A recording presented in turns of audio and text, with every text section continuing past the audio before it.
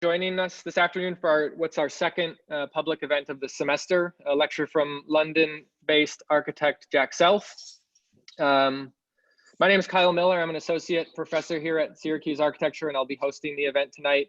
I suppose I should also mention now that if you would like to have the captions on, you can simply click to the right of the closed caption icon down below if you're on a Mac, and click Show Subtitle.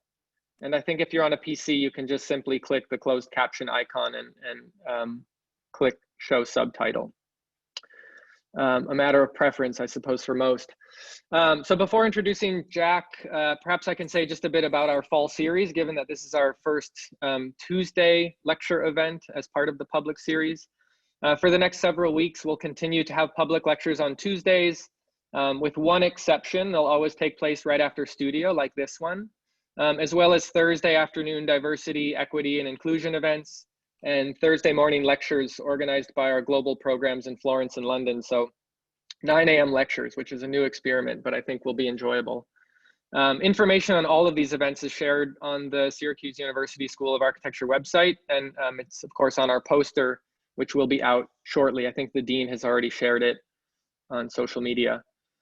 And then for obvious reasons, of course, all of our events will be hosted in Zoom this semester. And I think with this alternative venue, we've taken an opportunity to test out slightly different formats. Particular to tonight's event is just simply a shorter talk from a guest with a bit more time for exchange between the speaker and all of us. And so throughout the semester, you'll see a few different formats for these public events. So back to this afternoon's speaker. Very excited that Jack Self is here to share his work with us. Jack's an architect based in London, as I mentioned earlier, where he is director of Real Foundation and editor-in-chief of Real Review. Among other ambitions, Jack's architectural work with Real Foundation promotes social equity, primarily through residential design. And he specializes in development of new domestic typologies and alternative models of ownership, finance, and procurement. And I think that shows through in the work in many different ways.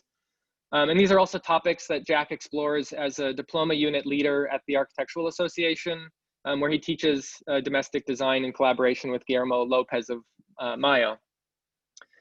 Beyond identifying as an architect and an educator, Jack is also a curator, an exhibition designer, a brand and communication consultant, an editor, a critic, a furniture designer, an art director, many things, which I think is partly indicative of the world in which we live and how the discipline has shifted over the years.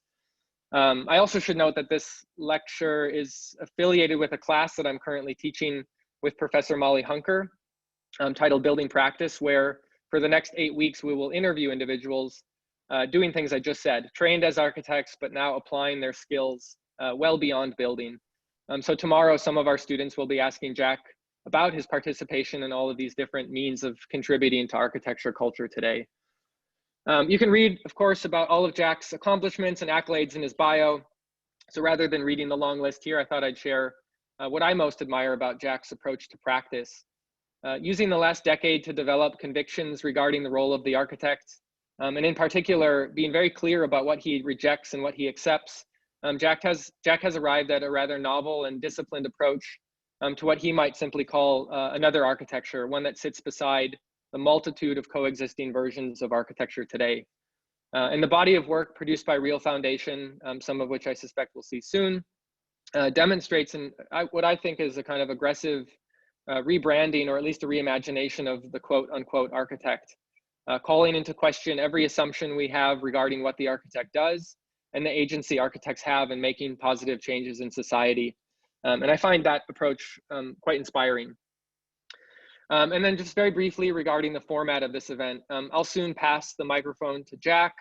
And after his presentation, Professor Anne Munley has kindly agreed to provide a response to Jack's talk and perhaps ask the first questions. Afterward, we can open it up to questions from anyone else. It's great to see that we have quite a few participants with us here today. So at that time, if you'd like to ask a question, you could simply raise your hand, use the raise hand function and ask verbally, or if you type your question in the chat room, I can ask that question on your behalf. And if there's many of them, I'll have to, of course, be selective. So welcome, Jack, the floor is yours. Thank you, Kyle, for such a generous introduction and also for this invitation. It's obviously a great privilege. I'm sorry I'm not physically with you, although, I mean, I don't know exactly what it's like for all of you in your various locations, but this is, you know, the Zoom calls that I'm on are normally like 4 people. This is the first time I've seen so many like rooms simultaneously. It's kind of surreal, actually. Anyway, let me share my screen and enter into that really weird kind of Zoom condition in which I can no longer see any of you and therefore have the impression that I'm speaking to myself. Um, the kind of, I think the starting point for this relatively brief, or I hope it will be quite fast moving lecture, is about practice. And it's true that I do have a very unusual form of practice, some of which I would say I've courted, in as much as probably, like many of you, if you're interested in the world generally, you find everything interesting. And it's often very difficult to know exactly what you should be focusing on. And also part of it due to the fact that what I really want to do is make anti-capitalist forms of housing from within the framework of late capitalism, and that turns out to be incredibly difficult. If I could make buildings, I would make buildings, and I'm trying to make buildings, so we'll come to that. But in that sense, I wanted to kind of touch on something central to practice. First, I was kind of interested by what practice actually means. Of course, as a verb, which is what we're interested in here, I think the most relevant definition is to put professional knowledge to practical application. So it's like, interesting, okay, what does practical mean? And it's concerned with ordinary activities, business or work, or designed for actual use. It's useful. So in that sense, I guess practice is defined on the one hand by this idea of professional knowledge, and on the other by this idea of putting it to practical use. And this is, I should say, a very, let's say, modernist conception of the division between, I think I have the next slide on that. This is kind of like the logic of it, which is a very Western way of thinking about the division between the mind and the body. I'm not sure if I fully buy into that. I think there's many forms of practice which don't involve this mind-body separation. I might point to something like sport, but in this sense, certainly within architecture, there's basically this kind of loop of practice, I think. In order to, you kind of start out with some knowledge of something, even a little bit. Even if you're a very bad architect, you make some claim to having some knowledge of architecture as a field. And then there's a process, I would say, of kind of conception and imagination and projection, in which you have an idea and you visualize it, and then you make a plan for how you're going to put it into the world, and that leads to an action. And then there's a kind of assessment and criticality and reflection, which leads to raised awareness, which leads to knowledge.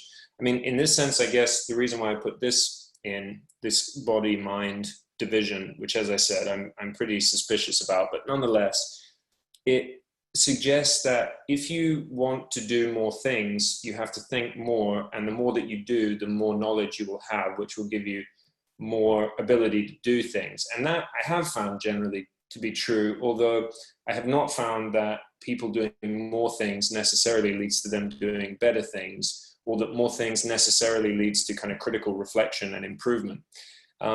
These are the kind of points that I was trying to suggest before. At the moment, in my personal research, I'm really interested by the concept. I've really got into the history of conceptual art recently, trying to not do it in a kind of cliched or facile way, but because I'm kind of interested as to where ideas come from, what constitutes an idea, what is an object of thought. I mentioned both real and unreal objects. You could say material and immaterial objects, of which I guess an object of thought is one of those. Then, of course, you have to create a kind of ideal mental image of this concept. Then you have to project it, which in a way requires, at least for architects, a kind of set series of instructions that we issue. We issue instructions and we communicate through drawings, models, emails, verbal abuse, often Sometimes, I can't remember if I have another slide in here about this, but sometimes, of course, those instructions are not just for making buildings or objects. Sometimes those instructions are to other architects. You know, I might suggest that something like Mises' Gloss Skyscraper or a book by Peggy Deemer are immaterial instructions to other architects in order to do something.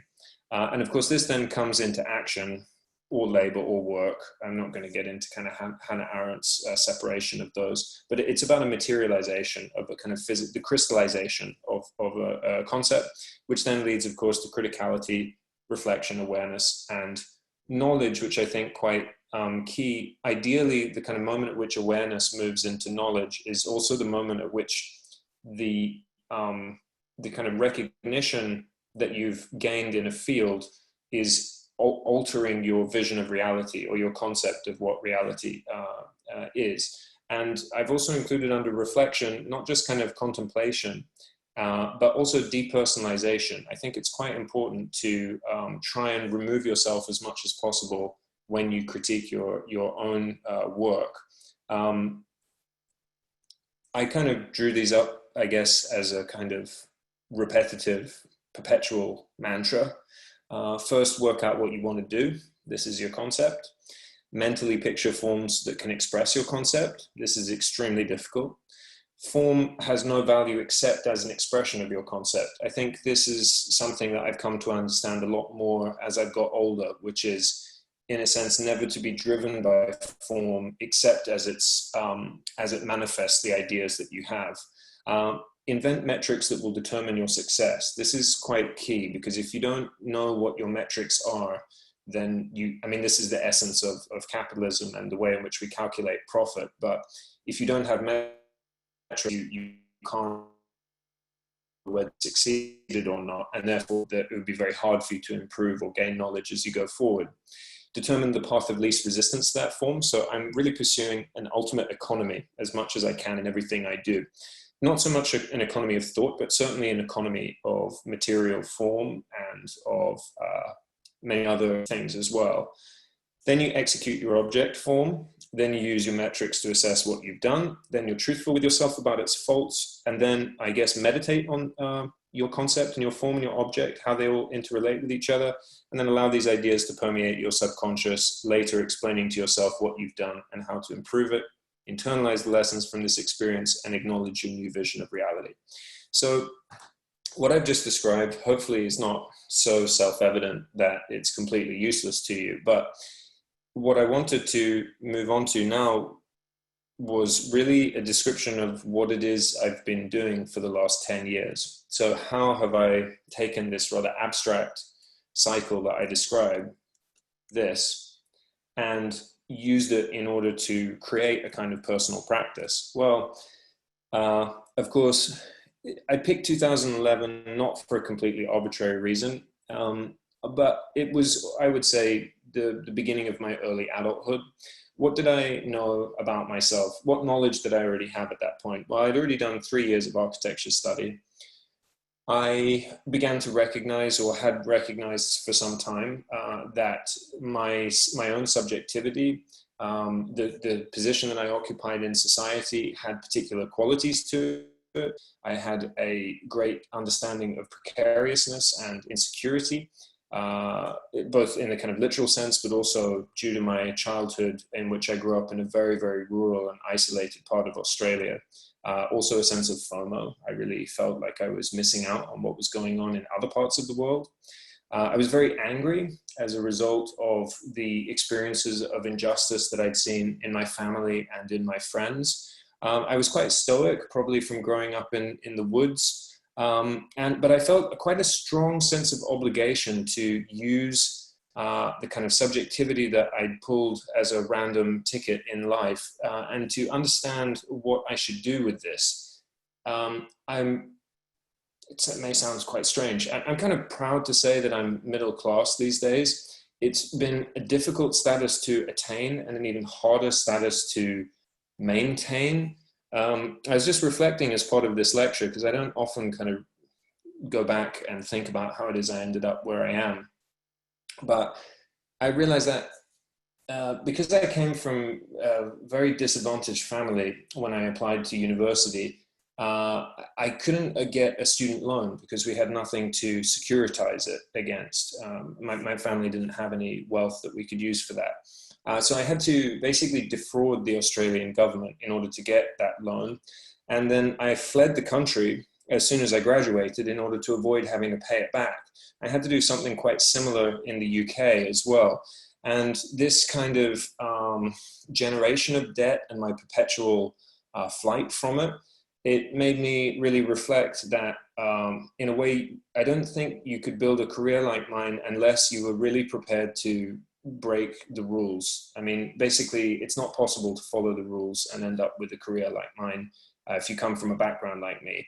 And that, you know, I guess led to certain qualities of self-reliance, compassion, and community, which I still believe very strongly. But in a way, the concept that I began to develop early in my career was that all injustice and inequality begin at home, and that we can look to domestic scenarios through these examples on the right-hand side. You can see in which gender inequality, class inequality, race inequality, the perpetuation of ideology, for better or for worse, they all begin at home. And of course, it's not a coincidence that domesticity comes from the same root as domination. I mean, we tend to, which is the Latin word for the house, the domus, which is a sphere ruled over by a patriarch.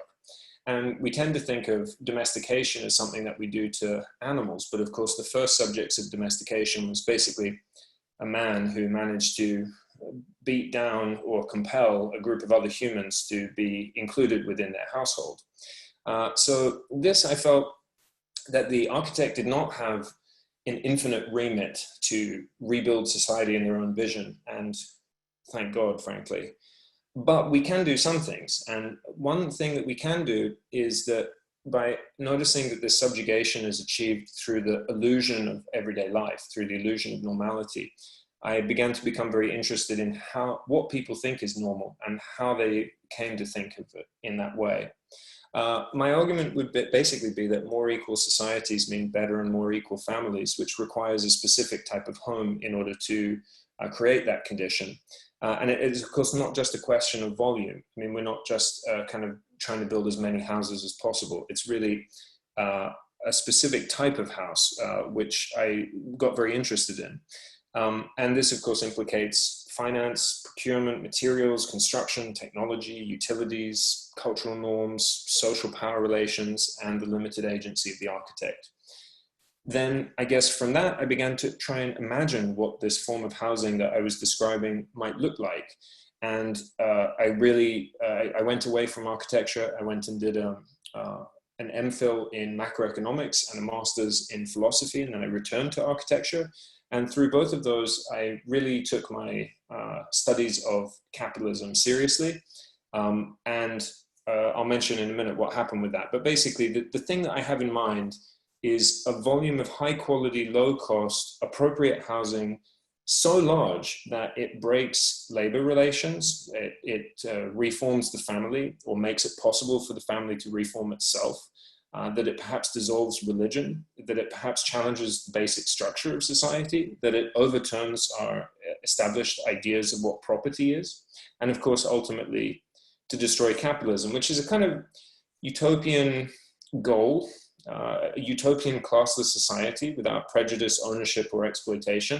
Of course, utopian goals of this kind, and I'm not talking about communism here, although it looks quite a lot like that if you think of it in the 20th century form, but this type of utopian goal might seem impossible, but I think part of having the imagination is to really believe in a utopian goal of some kind, because after all, I mean, something like capitalism, which says that we're just going to generate infinite profit forever, that's also obviously impossible. And yet we structure our entire societies around it. So I think it must be possible to structure a society around an equally impossible goal as the one I've just presented.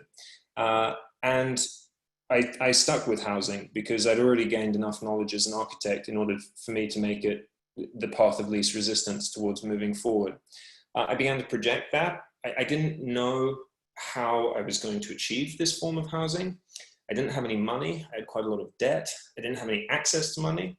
And most of all, I wanted to be free. I refused to be instrumentalized. And I also, but I was prepared to kind of instrumentalize myself in the service of this ambition. And that meant that I knew that it was not going to be possible for me to work for other people.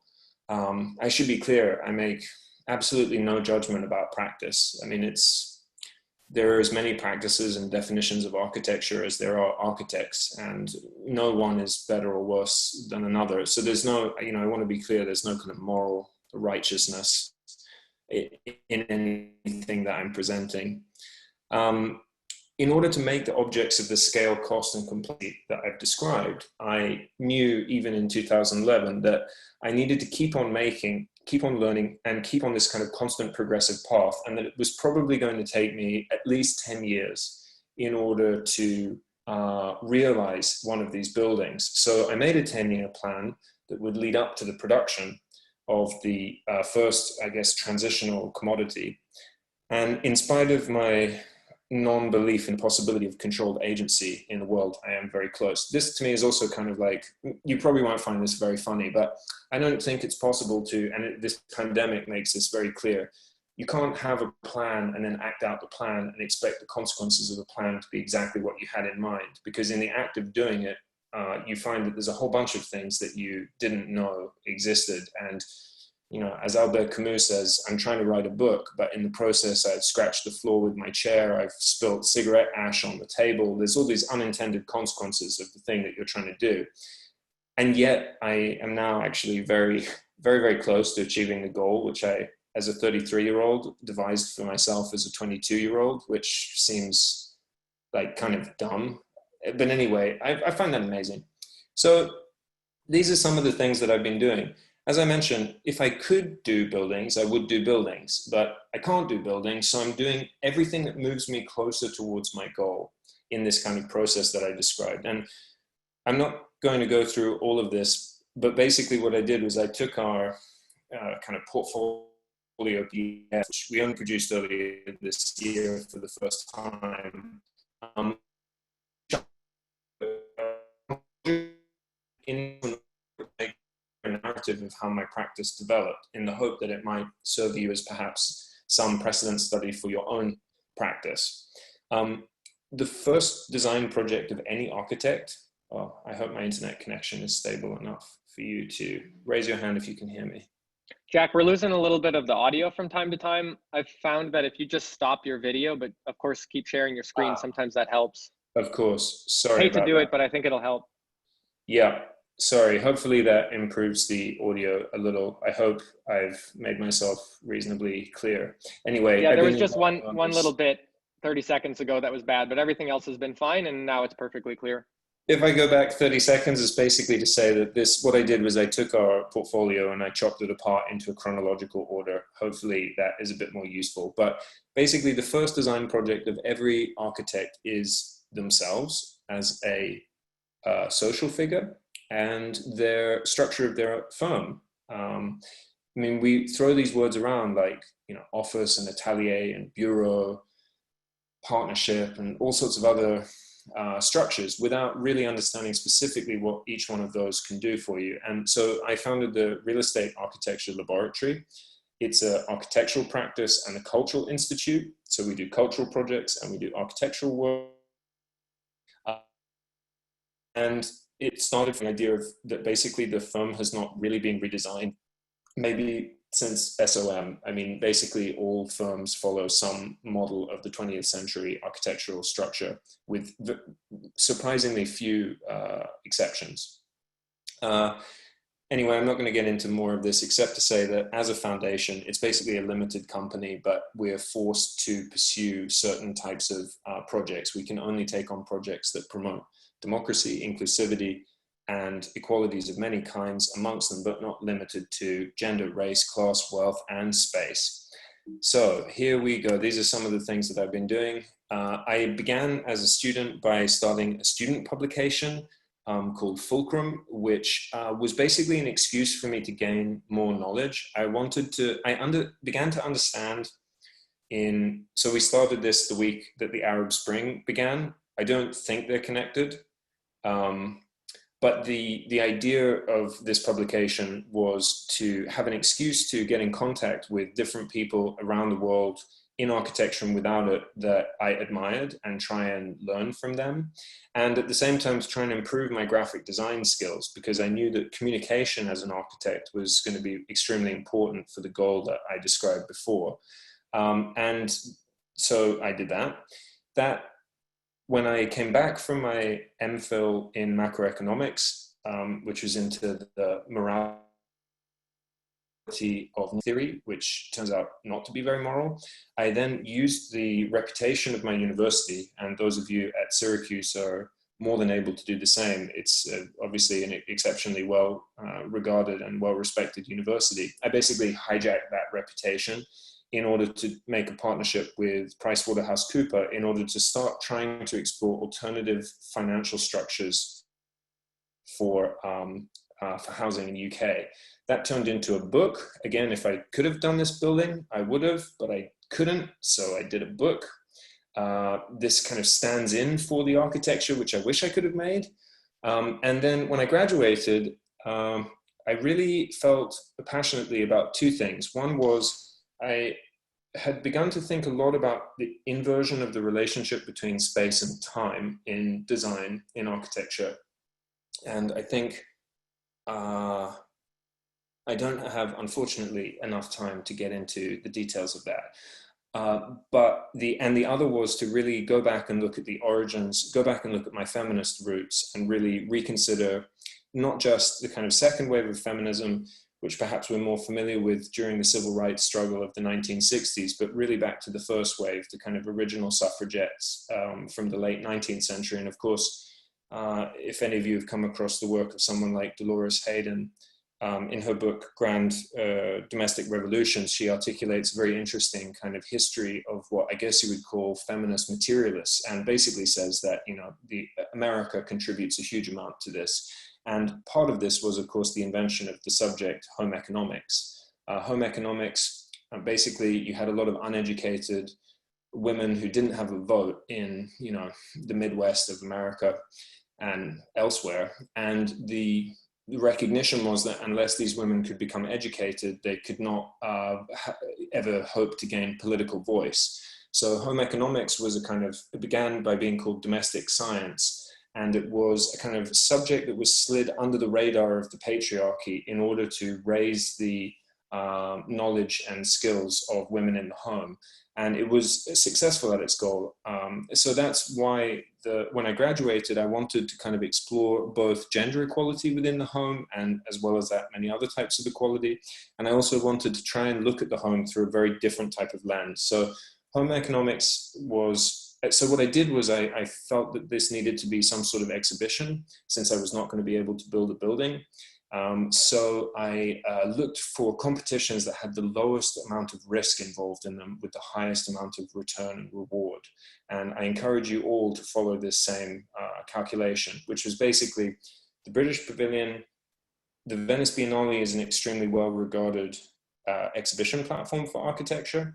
The British Pavilion is run as a kind of democratic selection process. So a lot of countries, they just choose whoever is the most famous person, often an old white guy, and then they just give them the pavilion. But the British do it as a kind of anonymous competition. I found out that there were only 45 teams, and to get shortlisted into the top 4, I only had to be better than 1 in 10 of the applications. And I was like, those are good odds. So I made the application and managed miraculously, I guess, to realize this exhibition. So I de-risked that as an activity, rather than doing like 50 competitions where there would be thousands of people and the reward would be not very great. I looked for the highest reward for the least amount of energy with the least amount of risk involved. Anyway, so this is home economics. It was the British Pavilion in 2016. It was the first exhibition ever to present time of occupancy in the home. So it was called 5 New Models for Domestic Life. And it asked the question of what it means to be at home. You know, what is the fundamental difference between what it means to be at home for months versus decades, and what are the typologies that might accommodate periods of time rather than the way that we think about society today. This is one of the minor projects I did, but one which I'm very proud of, but I'm not going to go into it right now because I don't want to take up too much time. Obviously made a book. If you can't make a building, make a book. Sometimes you actually want to make a book, but normally the book is still about buildings. So either way, like, do a book, do a building. At the same time, I wanted to take that student magazine that I was working on and, again, increase the audience, both increase the platform. I mean, part of what I tried to do with that student publication was through the way in which it paired two voices on every issue, to take someone very famous and someone who is not famous at all, put them next to each other with the same amount of space in order to argue that, that they were of equal value. And so you started to have, second year history students running with exactly the same amount of space and platform for their ideas as someone like Norman Foster. And I wanted to continue that. So Real Review was a publication that I started as a consequence of that. And it is very much as it sounds. I mean, it's an attempt to review reality, which is why its tagline is what it means to live today. And maybe I'll talk more about that later on. But in a way, graphic design and art direction and editorial are, for me, also in themselves kind of design activities which are not that different from architecture in many ways, except for the specialized knowledge. I kept exploring these ideas through exhibitions. Again, couldn't do buildings. And a number of other kind of books. I mean, this one, Symbolic Exchange, is trying to pursue these kind of ideas that I mentioned before. So Symbolic Exchange is, on the one hand, technically a catalog for an exhibition of a couple of artists who were dealing with the future of the sharing economy. But actually, and this is always what I try to do, I always try to use one thing in order to either upsell or pursue another idea which I think is as important or more important. So in this case, the exhibition venue for this book was a car park in South London. And there was a lot of talk that this kind of installation of contemporary art in this car park was leading to the gentrification of the area. So we partnered with London School of Economics to do a kind of urban study to see if that was the case. And what we discovered is it wasn't, because all of the hipsters were turning up and drinking Prosecco out of jam jars on the roof of this thing. And they were not actually spending any money in any of the local shops. So they were not contributing to gentrification. What was causing gentrification was the completion of 2 new bus lines. So basically, with no surprise, it's infrastructure, which is the cause of the rise of property prices. And Symbolic Exchange deals with an attempt, as a title, tries to deal with an aspect of the sharing economy which is often overlooked, which is what it means to have a form of exchange which is non-monetary between friends. I mean, I find things like Venmo incredibly depressing because I don't like to financialize every aspect of my relationship with other people.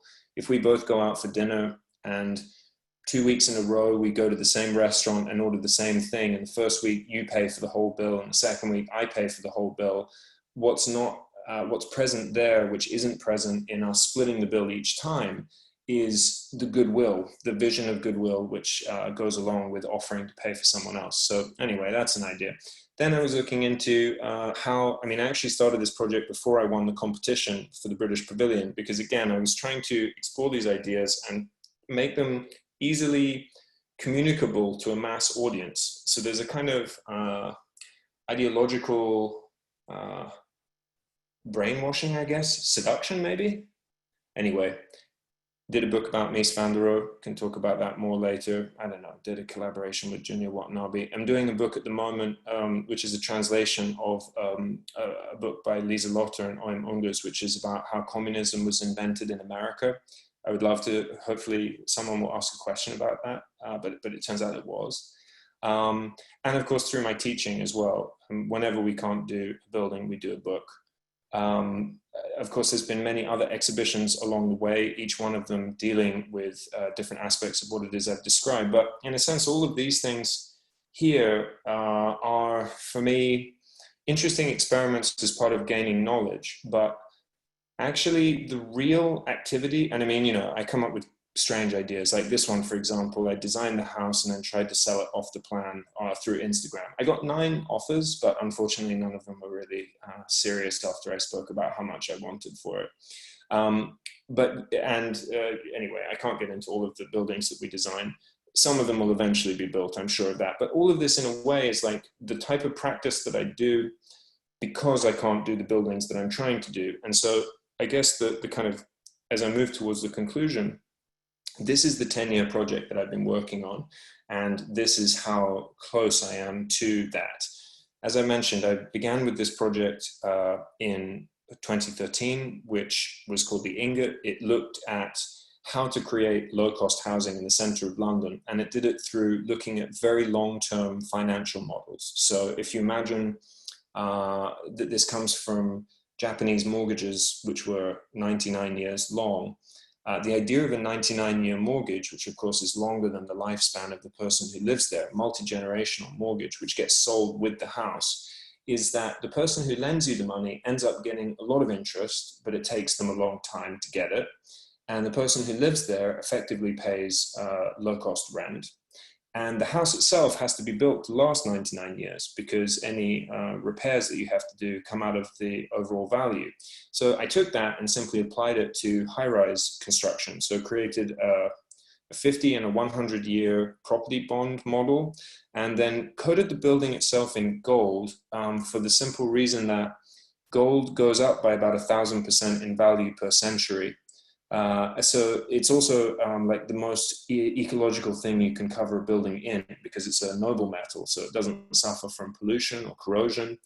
And so the building itself basically goes up in value every year simply by the fact that the materiality of it is appreciating, and that can be used then against to take out loans against other types of functions or services within the building. Then there was an evolution of this which looked at typologies for non-standard or non-Western atomic families. I might get into that another time. Began to look at the idea of a financial model which would support, and basically somewhere between a monastery and the Hilton International. The idea was that you, as a creative, would pay a fixed sum per year, so housing would be provided as a kind of subscription service rather than as a product, and that you could swap your labor in exchange for part of your membership. Then 2016 worked with Arup engineers and the Royal Bank of Scotland in order to move this one step further in order to do proper financial analysis of a skyscraper in Canary Wharf in central London. Started to look at the circular economy and environmental engineering as a way to think about life cycles of building materials in ultra long durability housing. 2017, for a project that we presented at the Chicago Architecture Biennale, this was the first one that was, even though it looks quite insane, fully building regulation compliant in the UK. So you can see that each year we're getting very slightly closer to something which is viable. And then this one, which got very, very close, which was in partnership with the Mayor of London's office and Transport for London, which is our London Underground owner, to buy lots of small pieces of land in London which no one wanted to use, and put a very particular type of housing on top of it, which I won't get into right now. So I guess in a sense, as I was saying, you know, every model, every building has got slowly closer towards this goal. And where I am right now is having found a partner at the end of last year, a business partner, I mean. We're now in the final stages of preparing a pitch. We have a number of interested investors who want to finance such a building, and I'm confident that we'll secure that finance probably in the first quarter of next year, and that the first housing project of Real Homes will probably open around January or February 2023. So when that happens, which will be 13 years after I first conceived of a very particular type of housing, it's a long journey is basically what I'm saying. And when it comes down to kind of practice, of course, I've done all of these other things in the meantime, which I'm proud of in their own right. But in essence, I guess the real message I'm saying is that unless you keep making and keep doing, you won't gain knowledge which will allow you to keep doing and making more. The worst thing that you can do is stare at a blank piece of paper, because it doesn't matter what's on it. As soon as you put something on there, you've already begun the process of moving towards enlightenment. Hopefully that doesn't sound too didactic as a conclusion, but I think I'm done. Thank you so much. Thanks, Jack. As promised, we'll give Professor Munley the first word. Here I come. Okay. Thank you. Wow. It's a lot of work. And I wonder if we could, I've been taking notes as you've been talking. And I wonder if we could unpack a little bit more where you ended up. So you were talking about the ingot. I see I may be wrong about this, but I see in the ingot some of the work that you were doing in the British Pavilion kind of actualized into a more urban form, we'll say. And I think it might be interesting to unpack a little bit more the speculations that you're doing between those really radical different scales. I mean, the domestic, and I don't know how many people saw the work at the British Pavilion, but I remember especially liking that sharing model that you put together. Of the 5 speculations on domesticity, for those of you who didn't see it, and Jack just presented it, but very, very quickly, but very interesting ideas about sharing as a luxury instead of a compromise, a kind of response to the problems, I think, really of living in places like London, where especially young people can't afford to buy or even maybe have an apartment of their own, right? Or even a tiny apartment of their own. This whole idea of sharing everything from your lawnmower and your power tools to your clothing and so forth. And by the way, I know some people in Brooklyn who are doing just that. So maybe you preempted that. But this morning I was reading an article in the New York Times, an op-ed article, and it was about climate migration. And in this case, it was just about in the US. It was incredibly well researched and really devastating to read. It's called, and you can just look it up, it is in today's Times, How Climate Migration Will Reshape America.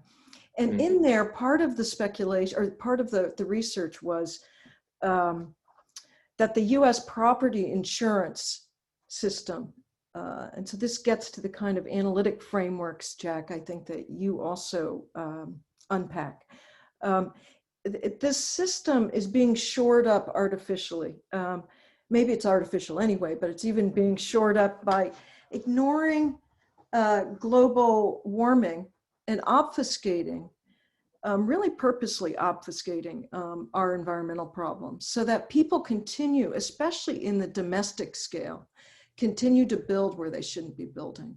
So there's a kind of encouragement through something that I didn't know about called FAIR, FAIR, and it stands for, what's it stand for? Fair access to insurance requirements. And it's basically kind of a public subsidy of domestic properties in areas that really are risk, in risky areas. And the conclusion of the article, after many maps and discussions, is that there's going to be this huge northward migration, that people will move into areas right now that are rather sparsely populated, like Syracuse. And there'll be, of course, a consequent have and have not situation where people are left behind in less dense areas that will be in the South and in the West. So I kind of want to take that climate change and that kind of apocalyptic view that's sketched out in this article, these incredible photographs. And then look again at your sharing model, this beautiful pavilion that you did for the British Pavilion. And I'm wondering if what you say about, I think somewhere you say that it's in the home where society is designed and reproduced. What could these future cities, whether they're standalone, new, or whether they're, if you will, kind of grafted onto an existing condition, like your project for the ingot, let's say, although that's very dense. It's assuming a real like a density like in London. What could these places look like? Sorry. So let me. Maybe if I start backwards from that, there's a book, I think the author is Tom Wolfe, called The Right Stuff. And some of you may have seen the film. It's about the early astronaut program in the US. And the right stuff is defined by Tom Wolfe, I think quoting someone like Chuck Yeager, who first broke the sound barrier, as saying, they didn't have black boxes on these early supersonic flight tests. So if the plane crashes and no one is there to read out the instruments, you lose all that data. And the right stuff is your plane is completely out of control. It's hurtling towards the ground. And in a perfectly calm voice, the pilot, knowing that they're only seconds from death, continues to read out clearly the various pieces of information from the plane. Make no mistake, that's the situation we're in now. So, of course, my studio at the AA last year was called Deep Adaptation. It was, of course, a reference to the work that I've been doing since 2018 with Extinction Rebellion, an environmental group in the UK, which I think has also been present in the US. But Deep Adaptation basically says sustainability is like impossible because nothing about the way that we live today is sustainable. So therefore, how are we going to mitigate risk? How are we going to minimize the damage to our species? It's kind of too late to hit an equilibrium or to promote sustainability. So in a kind of, let's say, obtuse way of answering your point about the New York Times piece, that, during that last year of study, we looked at the future of financial markets. We looked at the future of migration in quite a high level of detail to see where global populations are going to move as global warming gets worse. And like my honest opinion, if I just kind of speculate on it for a minute, is that the 2020s and 2030s are going to be an epic shit show. And more people will probably die between now and 2050 than pretty much the entire history of humanity combined. I tried to get some of my students to look into what a dignified death might look like this century, but unsurprisingly, it was too morbid of a scenario for them to really explore, which I understand. Nonetheless, I think I'm an optimist. I would say by the 2040s, I'm hoping that that we'll have got our act together and we'll be in a much better situation than we are in now. We're never going to solve the problem of global warming within the lifetime of anyone in this call. But I do feel that the society that emerges in the 2050s and 60s will probably be a much more just and more equal one than the one we have at the moment. So I take generally quite a positive view of things. To answer Will Schick, the work with Extinction Rebellion was twofold. One was just working on some comms and press material for them, and the other was both trying to get as many architects involved in the movement as possible, because of the importance that I put on the future of the built environment and its role in addressing climate change. I mean, I couldn't speak for the US, but in the UK, 45% of all of our carbon emissions are associated with the construction and management of the built environment. So it's a colossal sector, and we can really be doing a lot there. Nonetheless, as I said, it's like I do it because I'm compelled to do it, not because I necessarily hold the view that I can make individually a great change. And that's part of why I think throughout all the work I showed you, I've been trying to promote, and even the way in which I've spoken today, I've been trying to promote models which can be copied or imitated or adapted by others more than necessarily promoting the vision of the architect as someone who has a singular vision and a singular authorship, which in the end is not going to be able to create the scale of change that we need. It's about systems thinking more than it is individual objects. And then I guess maybe finally to come back to this question of sharing, which I'm really grateful that you brought up actually, because it's certainly been something on my mind a lot recently. The British people love fences. They love fences everywhere. Every garden has a fence, every street has a fence, every light post almost has a fence. And there's a very strong sense, I mean, we have the strongest laws around private property in the world. Of course, we don't have lethal force as you do in the US, but nonetheless, you may as well.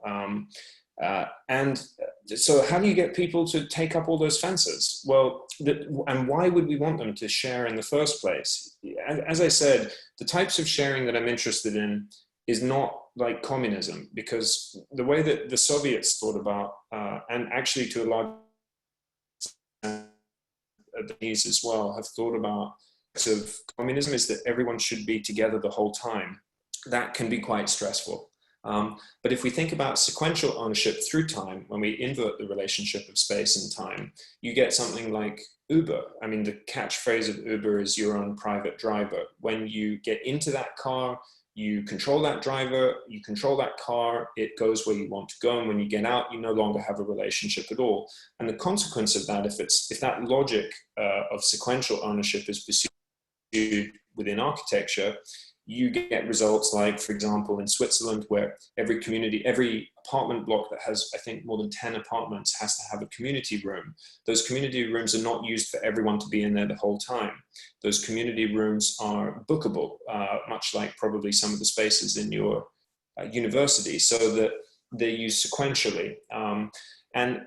What this effectively does is it would allow you to have a smaller apartment with less amenities precisely because you have this additional bookable space. And if we apply that to the built environment and material objects generally, to come to the lawnmower, you think about how many minutes per week or per fortnight or month someone is actually using a lawnmower, and yet how many lawnmowers sit idle inside sheds for such a long period of the day.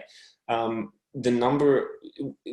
question is really, could we produce 1/100th of the scale of lawnmowers, but invest much more resources in making those lawnmowers better? I mean, I didn't really anticipate describing this in this metaphor, but let's roll with it. Can, in that sense, the willingness to share an object through time with your neighbors result in you having a much better lawnmower than if you all insist on having your own? And certainly, like a core part of addressing global warming, for me, is how can we either, probably not improve, but how can we preserve our standard of life? How can we preserve a lot of the values that go along with that standard of life, while also reducing the volume of things that we have to probably 1/8 of what it is now? And so I really started to look a lot at which objects are most vulnerable to us being able to eliminate them from our individual ownership, and what are the consequences of that? And can it be perceived as a luxury? I mean, it is an ecological necessity, but it could also be a luxury and not just a compromise. Hopefully that answers your question. Yeah, and also some of those were double functioning, right? Like the bed, which was also a workspace and so forth. Absolutely, yeah. Quite interesting. And I know Kyle's going to want to open this up to other questions, but I just want to say something about the book that you're translating, which I not read in the German, but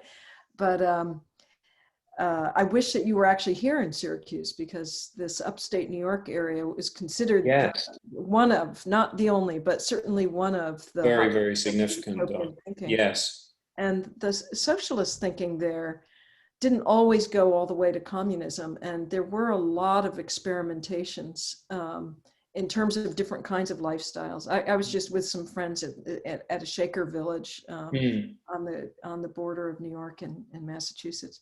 There was a lot of experimentation. It should be really interesting to think about your interest in the sharing models. Well, of course, translating that work. My experiences of America, I spent in my late teens. I spent about 6 months in Austin and Houston, and was fortunate enough to go to a kind of Baptist mega church. I think it's called Borough Baptists, and saw the power of American faith, contemporary faith, in action. But of course, basically the argument for the invention of communism being in America is that it comes from puritanical ideology, which came across, of course, with the first Europeans who arrived in the US. And so this book by O.M. Ungers, you may know Ungers. He was the professor of Rem Koolhaas. He was an expert on the metropolis, which is actually why I think probably Rem's firm is called the Office for Metropolitan Architecture. And Ungers and his wife, Lisa Lotter, who was a sociologist in the early 70s, went around and did a huge study of what you might call utopian communes in the US. So these were, of course, Quakers and Shakers, but also, the Amish, and then beginning to look at the transitional period between these very extreme religious groups, and when they started to do things like build factories that would allow them to finance their religious communities. And so they went together and asked these people very simple questions like, who does the housework? And do you have a concept of private ownership? And very basic, like, who raises the children? And put them into this short book, which we'll now translate. And it became what I hadn't known, but which has been revealed to me since, is that a lot of these puritanical groups had a huge impact on emerging ideas in France and Germany and Britain that were developed in the kind of late 18th century in America, and began to have quite a big influence in Europe in the early 19th century as these kind of paradise visions that were being described. And so it had a huge influence actually on the emergence of the ideas of people like Marx and Engels. So I think now, not to like politicize this, because I want to foster a safe space and an inclusive space, but perhaps now, maybe more than in my lifetime, the memory that America is built, first of all, as a land of kind of, radical utopian communist thinking, is for me a really exciting prospect to recall. Anyway. Thank you. Kyle, I'm going to turn it over to you to take on. Sure. Thank you so much, Anne. It's thank you. Great to see you again, Jack. And you. Jack, there's a handful of questions in the chat room. I guess we could let you pick and choose which ones you would like to answer, or I could start sending some your way. Do you have a preference? Send some my way. Okay. I was going to first grant you your wish of telling us how communism finds its origins in America, but you snuck that one into the last answer. I'll start at the bottom here, and I'll kind of take the liberty of editing and combining some of these questions. Gray Warren is asking, I think, about the nature of your work as something that's theoretical versus more literal, and maybe the difference between what you do that's meant to be provocative and rhetorical versus what you do that's meant to be taken very literally. And then I think in the instances where it's more literal, which I think it's becoming more literal and more tangible, how do you imagine that that work affects the kind of microeconomy of its immediate adjacency, if it is not a theory, but a kind of literal proposal that's meant to be enacted? Yeah, I think must be, I don't know where this confusion comes from, probably because my ideas were so outlandish, but I was always very confused when I used to present these ideas and people would describe them as kind of paper architecture or as theoretical ideas. Like, they've always been intended to be built.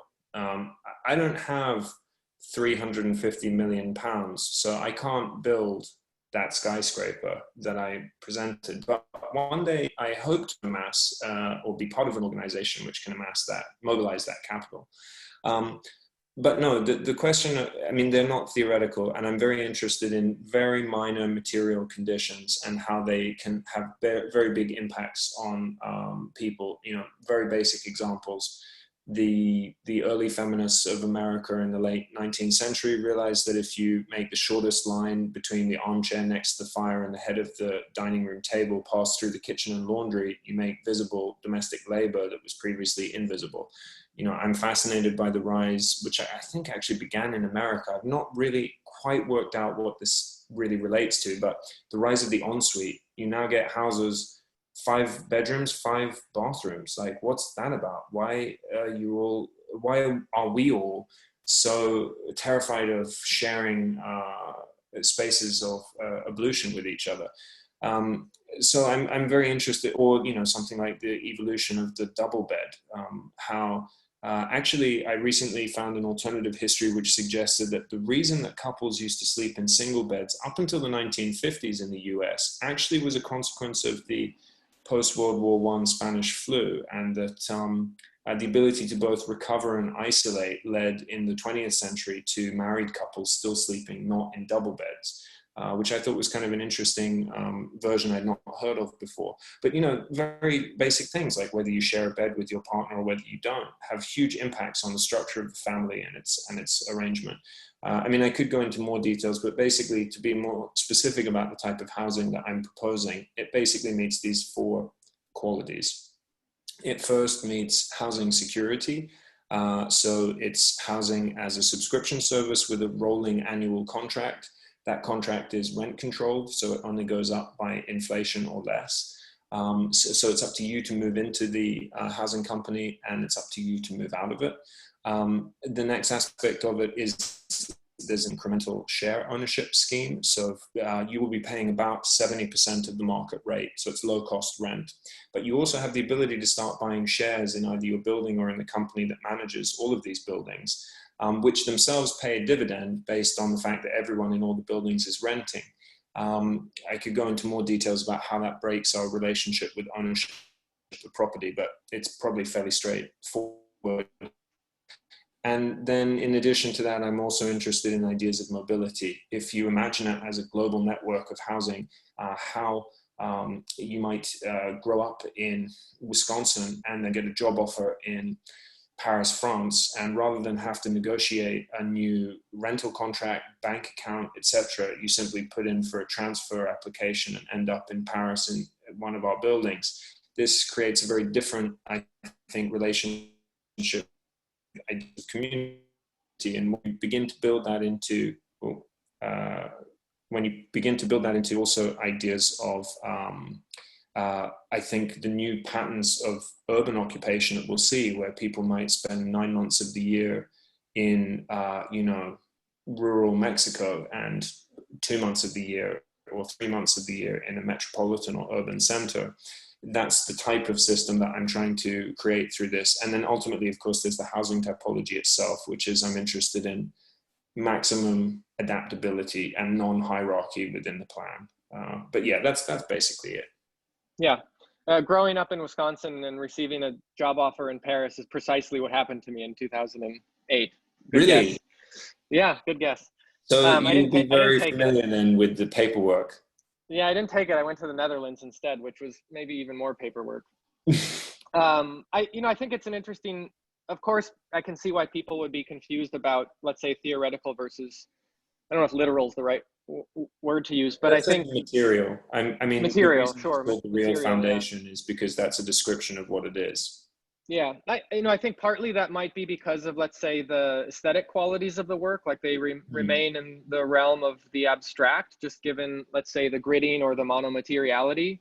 But I think they also, because they remain on paper, I think encourage us to view them in a slightly more imaginative way, and hopefully in a way that sponsors activity that furthers some of the motivations that you work with.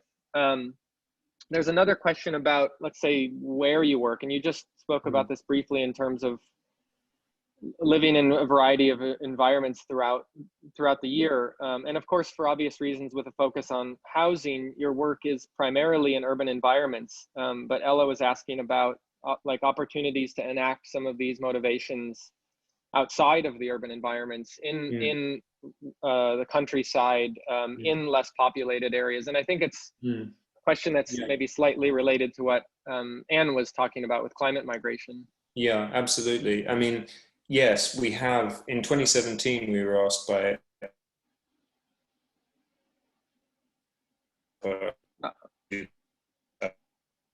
we really lost you there, Jack. Maybe you can start that answer over. Sorry.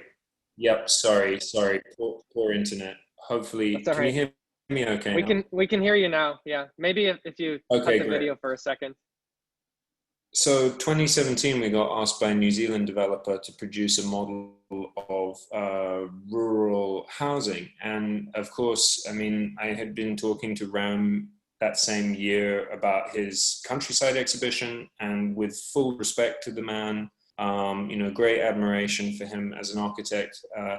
I felt that there was something that was quite profoundly missing from his idea of the countryside, which was, for me, there's no polar opposition. I mean, there's a good book called Implosions, Explosions by, I think it's edited by Neil Brenner at the Harvard School of Urban Design.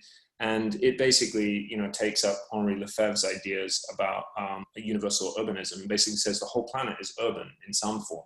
It's just different densities and concentrations of urbanism. So in that sense, you know, whether you are in a, let's say, quote unquote, rural condition or an urban condition, they're basically the same condition. So based on that, we designed something called the co-villa, which is in effect, if you decide to leave the city and you decide to go to a rural environment, at the moment, you only really have the option of living in a single family typology. Whether it's a farmstead or whether it's a cottage or a kind of ultra low density suburban house. And so this basically looked at the idea of what happens when you try to make an apartment into a farmstead. And of course, the idea of a villa is that it's not primarily an agriculturally productive property. And I mean, it basically turned out that I was designing a kind of late capitalist hipster kibbutz, but I still think it could work. There's a few more questions. I'm trying to figure out who I can pull from, because some of these students will have an opportunity to ask you questions tomorrow.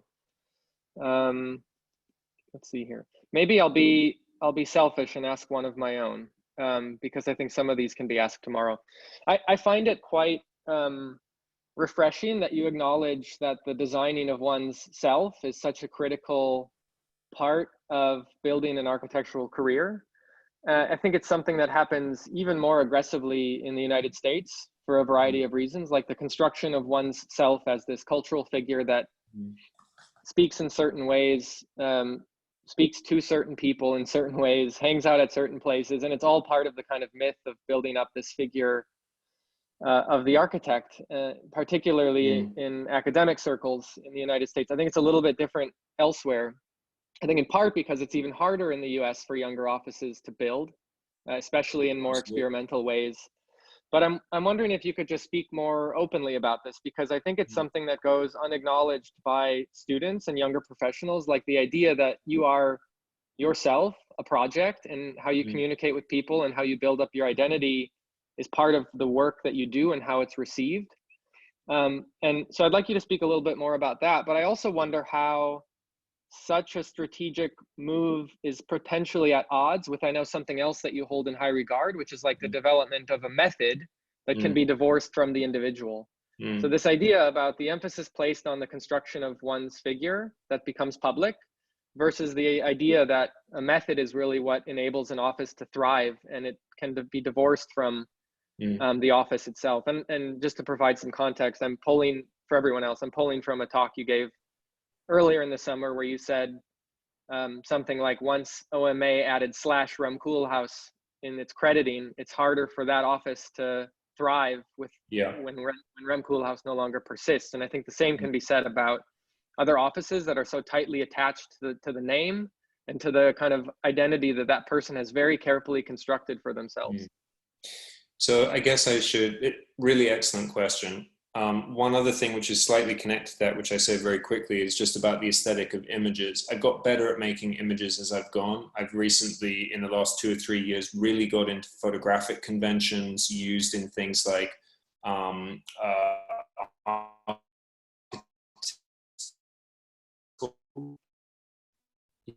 you there? Can you? Yeah, we lost you just for a here. second. Yeah, I'm back again. So is it called Architecture Digest, this American kind of interiors sort of magazine? That's one of them, yep. the reason that I'm interested in this convention of photography is because of the role of seduction that it plays. So I began by creating very, let's say, architectural aesthetic images, which were based on the history of kind of Mesian construction of the singular plane and so on, one point perspective. And I realized that they were only really seducing other architects. So I needed to find a convention which was much more photographic and naturalistic to present the interior.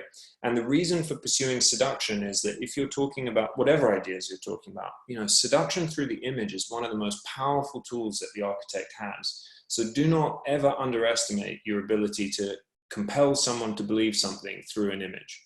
But to come back to your point about designing the self, yeah, that's really important. And I should say now, I am not now, nor have I ever been a very cool person, nor have I ever been particularly interested in being cool. My design of myself was not about making myself cool. It was not about, let's say, I wouldn't describe it as like a design of my own context. So I'm not interested in how I appear adjacent to other people or how I'm understood within a social hierarchy.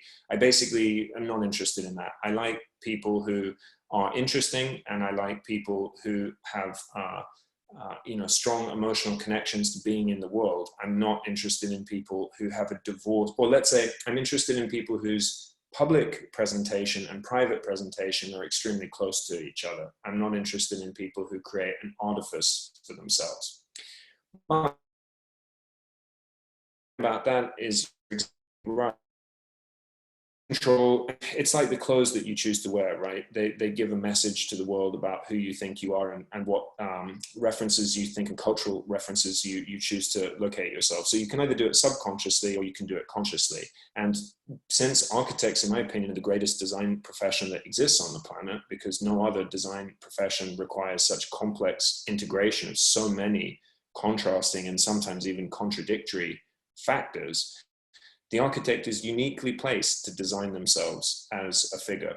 And of course, we can just like accept the status quo, or we can challenge the status quo. And if we choose to challenge it, then it becomes a design problem. But beyond that, you know, I wouldn't say, I agree with you about, well, the final point I make on that, because I don't want to go on too long, but I understand, I think sometimes Europeans take a ungenerous approach towards our American friends, particularly looking at cities like New York or Los Angeles, where there's a lot of anxiety in the room when you go. You never really go to a party, you tend to go to a lot of events, and at those events, people only really want to find out who you know, what you do, how much you earn, and then exchange business cards and then move on to the next person. And, you know, this is kind of seen as a bit naff by many Europeans. But when you flip that around the other way and you have some compassion for the American context, the level of competition, the absence of a social security net, it means that there's so much more at risk and so much more at stake in an American context. And then the hustle needs to be basically constant and real. And so in that sense, I have a huge amount of compassion for the type of competition that you're describing, particularly in academia, but generally in the cultural sphere in the US. It's like, it's just not comparable in Europe in terms of the level of competition that exists between people. And it's really extreme. And that pushes people to extreme forms of design of themselves. You know, I don't have any advice about that, except to say that my own desire has been, the only reason that I've, let's say, courted cultural capital is because I hope to make one final transfer at the end of this year and use all the cultural capital that I've accumulated to parlay it into a huge investment into making the type of housing that I've described. And so it has been a 10-year project to attain that. Once we start building housing, me as an individual becomes irrelevant to that. And the reason that I was useful to that process is because the world at large still recognizes architecture through the lens of the 20th century star architect. They don't understand it as a collective endeavor, which it is. Fortunately, we're starting to see, and some of them are involved in your lecture series at Syracuse this term, you know, other forms of alternative practice, which don't rely on a single individual. But for the type of project that I'm doing, they kind of do. So As soon as I manage to get my hands on enough capital in order to make that possible, I will erase myself from the portrait, because otherwise it becomes impossible for it to be a collective effort, which ultimately, I should be very clear, it is. I mean, I've portrayed today just my personal practice, but the number of people who I've relied upon for Kickstarter campaigns, for offering words of encouragement or advice, for actually doing the labor of the graphic design or the construction work or the drawings. I mean, you know, none of us, no man is an island. We are all part of these complex networks. So I also wanted to just acknowledge that as much as we design ourselves, you know, that's a kind of a fantasy, which in my case, I did for a very specific reason. I don't believe that that is how we should be. Thanks. Saying that you're not cool is precisely what a cool person would say. I don't know about that. I mean, I wouldn't know about that. I was never part, let me put it this way. I was normally the recipient of the phrase, "you can't sit with us," rather than the issuer. So that's fair. I'll take your word. You know, in the spirit of keeping some of these events a little bit shorter, because we have so many this year, I think I'm gonna bring it to a close. There are a lot of questions that were unable to be asked. Thank you all for participating again, and for posing these questions and for coming. I hope to see everybody at all of the other events. We have another one already on Thursday at 4 p.m. There's actually 2 events on Thursday. We're double booked, but the Tuesday after studio lecture series will continue, and we hope you come back. I'll just conclude by thanking Anne for providing the response, and thanking Jack for giving such a great talk and starting us off in the fall semester. Thanks, Jack. thank you. Thank you everyone for coming as well. See you. Bye, Jack. Thank you. Thank you. Thank you. Thank you. Thank you. Thanks, dog. Thank you.